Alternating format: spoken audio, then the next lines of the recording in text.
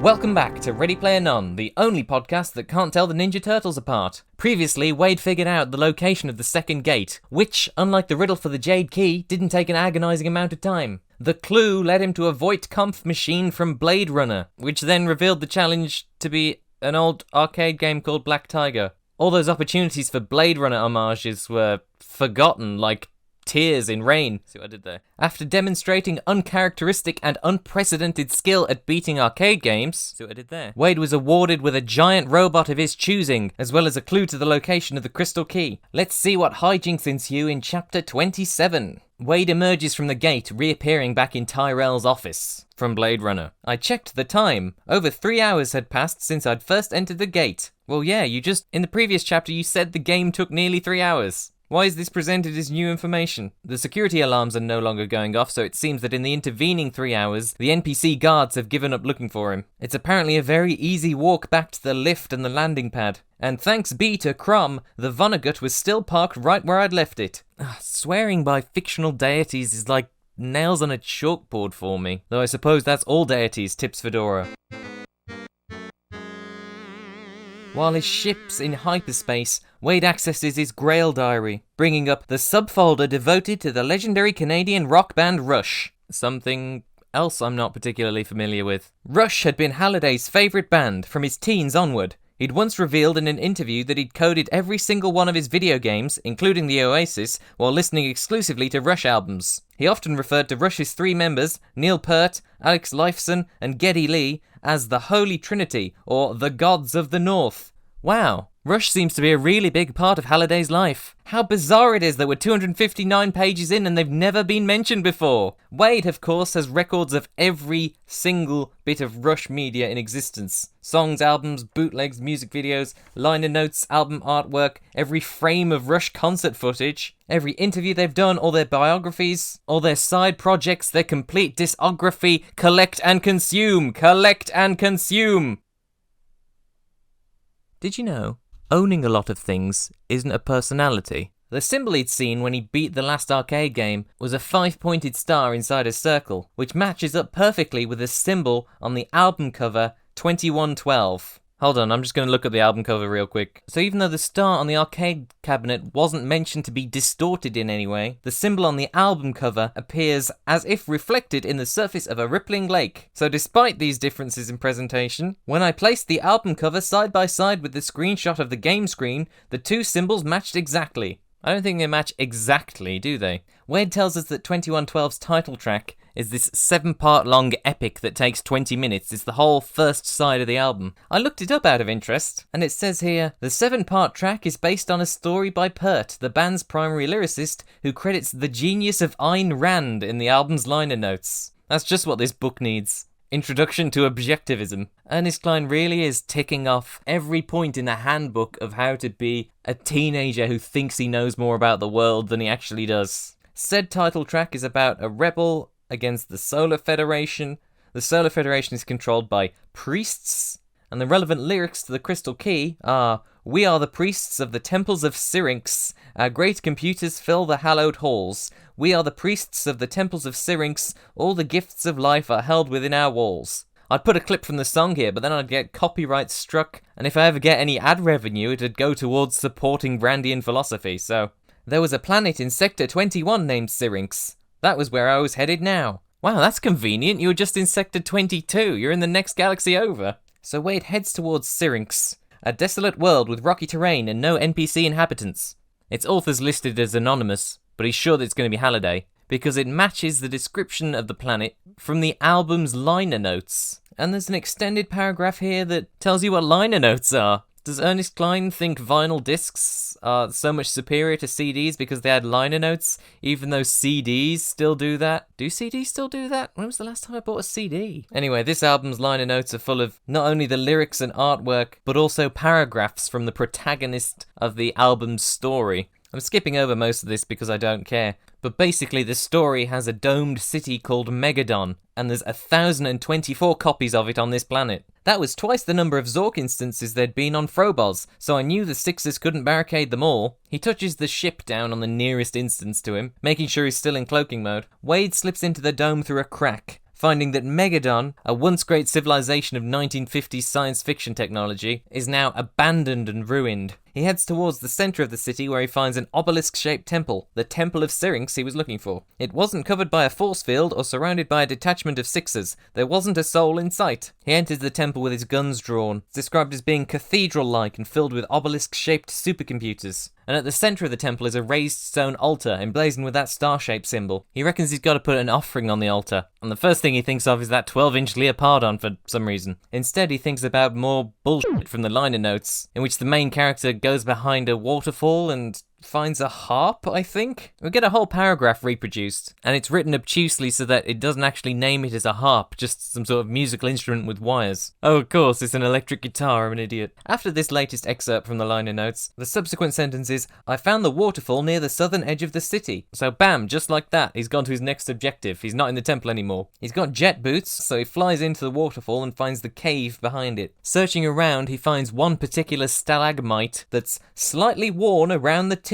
It turns out to be a secret Scooby-Doo lever opening a trapdoor in the floor. A hole had also opened in the roof of the cave, casting a brilliant shaft of light down through the open trapdoor into a tiny hidden chamber below. Down in the tiny secret room is a Gibson Les Paul embedded in the rock like the sword in the stone. That's not my simile. Wade makes it clear it's Arthurian imagery. It's the exact same model and make as the guitar that the man from the band... It's his guitar, the guitar that the guitar man had. Remember the thing from the thing? Well, this is the thing from it. Like every Gunter, I'd seen John Boorman's film Excalibur many times, so it seemed obvious what I should do next. Did you know that Excalibur and the Sword in the Stone aren't the same sword? I know! Crazy! So he pulls the guitar out like he's King Arthur, and it comes free with a prolonged metallic shing! As I held the guitar over my head, the metallic ringing segued into a guitar power chord that echoed throughout the cave. You know, despite not being hooked up to an amplifier or anything. 8 out of 10. Poorly implemented guitar physics and too much water. Wade's ready to leave and go back to the temple, but then he remembers that Halliday had taken guitar lessons back in high school. That was what had first inspired me to learn to play. I'd never held an actual guitar, but on a virtual axe I could totally shred. This has literally never been mentioned before. You're just giving your character random abilities like Silver Age Superman. So he pulls a guitar pick out of his inventory and brings up the tabs for the song Discovery, which describes the hero finding this guitar behind this waterfall. As I began to play the song, the sound of the guitar blasted off the chamber walls and back out through the cave, despite the absence of any electricity or amplifiers. Oh, he was 2 steps ahead of me on that one. While he's playing the song, a message appears in the stone. The first was ringed in red metal, the second in green stone. The third is clearest crystal and cannot be unlocked alone. So there's your riddle for the third gate? It's describing the keys, of course. He believes that the Sixers wouldn't have thought to play the song and receive this message, which is why they all have the crystal key, but none of them have done the third gate. They've probably just taken the guitar straight back to the temple. Page break. So after the page break, Wade's back in the temple and he puts the guitar on the altar. As I did, the towering computers around me began to emit a cacophony of sound, like a grand orchestra tuning up. But then the sound stops and the guitar has been transmogrified into the crystal key. We're told that, on collecting the key, his score goes up by 25,000 points. He'd also got 200,000 points for clearing the second gate, which he didn't mention at the time, and that brought my total score up to 353,000 points, 1,000 points more than Sorrento. I was back in first place. It's all about you, isn't it? Always gotta prove you're better than everyone else. There's no riddle on the key this time, but there is a calligraphic letter A. This was Anorak's trademark symbol, first appearing on Halliday's character sheet from D&D, and later appearing on the avatar of the wizard himself. And, I knew, that same emblematic letter adorned the front gates of Castle Anorak, his avatar's impregnable stronghold. Castle Anorak exists on a planet called Chthoniya. Don't give me 5 vowels in a row, I have hard enough time pronouncing straightforward words. Chthoniya was coded by Halliday himself. And like the GSS buildings in Columbus, Ohio, it's something of a mecca for Gunters. Now, using the word mecca like that, that's gotta be cultural appropriation, right? All these Gunters had scoured Castle Anorak for any clues in the hunt, but it remained impregnable. Wade had been on his own pilgrimage there, because obsession with pop culture is a substitute for religion. No avatar but Anorak himself had ever been able to pass through its entrance. But there's got to be a way in, because he's sure that's where the third gate is. Page break! Wade ships out to Sector 10 to California. Sound like Daffy Duck. On the journey, he checks the news feeds. And to his horror, his climb on the scoreboard is not the top story. No, instead of him, everybody's paying attention to the Sixers, who have revealed to the world the location of Halliday's Easter egg. Since Wade cleared the second gate, the Sixers have all converged on Castle Anorak. Subtlety's gone straight out of the window in favour of desperation. And unlike the hundreds of instances of Megadon or the White House from Zork, there's only one Castle Anorak. While he's cloaked, Wade does a flyby to scope out the scene. The Sixers have placed a domed force field around Castle Anorak, with apparently the entire Sixer army inside. Let's flag this up in case it becomes a continuity error later. Several Gunter clans were already on the scene, and they were making their first attempts to bring down the shield by launching high-yield nukes at it. Each detonation was followed by a brief atomic light show, and then the blast would dissipate harmlessly against the shield. So we've previously established that this tactic only works in non-PvP zones, because otherwise the weapons would bounce off the shield and kill everybody in the surrounding area. And yet this feels like the place where there's going to be a big final battle. So stay tuned if that's going to be a plot hole. So not only is every Sixer on the scene, so is every Gunter trying to take down the shield. But nothing they're trying is working. Not nukes, not fireballs, and not magic missiles. Magic missile! Even tunneling underground to try and get underneath the shield is only proving that it's not a dome, it's a complete sphere. Some high-level Gunter wizards do some spells and find out that the sphere is the result of an artifact called the Orb of Osuvox, which could only be operated by a wizard who was 99th level. Said artifact can create an impenetrable, insurmountable, indefinite shield, as long as the 99th level wizard who's operating it remained immobile and kept both hands on the artifact. So presumably that's going to become sort of lower the shield by defeating the wizard plot point later. In the space of the next few days, the Gunters try a slam poem of things to try and lower the shield, but nothing works. There's hopelessness in the air. Solos and clansmen alike were ready to throw in the towel. Could we not use the word clansman? If the Gunters can't get in, then the Sixers have got all the time in the world to solve the third gate. Everyone agreed that the end was near, that the hunt was all over but the crying. But I refused to give up. Until an avatar reached Halliday's Easter egg, anything was still possible. What, no hollow and out-of-place declaration of suicidal intent this time? Wade's opinion is that the game has just reached a more difficult level, and that he needs to formulate a new strategy. He starts off by emailing Artemis, H, and Shoto, telling them exactly where to find the second gate and how to obtain the crystal key. And then he begins the next phase of his plan. This was the part that terrified me, because I knew there was a good chance it was going to end up getting me killed. But at this point I no longer cared. I was going to reach the third gate or die trying. End chapter 27. Any Rush fans listening? Did you enjoy a pedestrian walkthrough, rephrasing their lyrics and liner notes? I didn't. This was a dull and boring rephrasing of someone else's work, so severely lacking in creativity. Yet again, we've had information, backstory, and skills that have been withheld from us that crop up here with no foreshadowing. Of course Wade's an expert guitarist. Why wouldn't he be? He only wants to emulate his hero, the other self-insert in this book. I can't help but compare Ernest Cline's authorship to those parents who want their kids to grow up and be carbon copies of them, like that comic by Dakota McFadzine. Like it! Like it! Like it! Be me!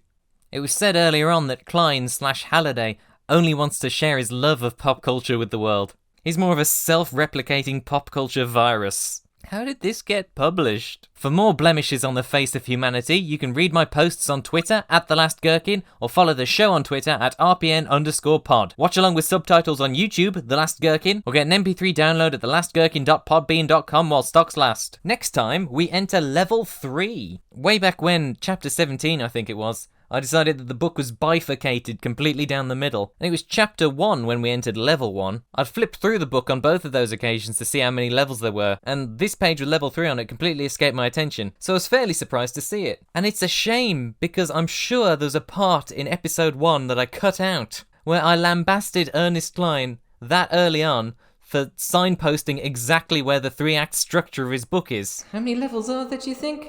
Do you think there are 3 levels? And do you think Ernest Cline is communicating to us, oh, I'm a writer, I know how 3-act structure works? I cut that out. I gave him credit. Well, credit rescinded. His writing's exactly as by the numbers as I'd initially thought it was. Hindsight is 2020 after all. Speaking of 2020, the quote on this page from Anorak's Almanac, Chapter 17, verse 32, is, "Going outside is highly overrated. And I don't want to date this episode too much. Have you seen outside lately? A quote like that takes me back to when social anxiety was the most of my problems being outside.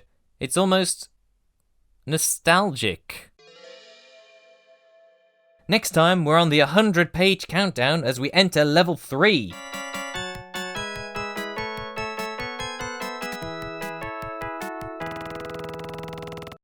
Nostalgic, nostalgic, nostalgic, nostalgic, nostalgic, nostalgic, nostalgic, nostalgic, nostalgic, nostalgic.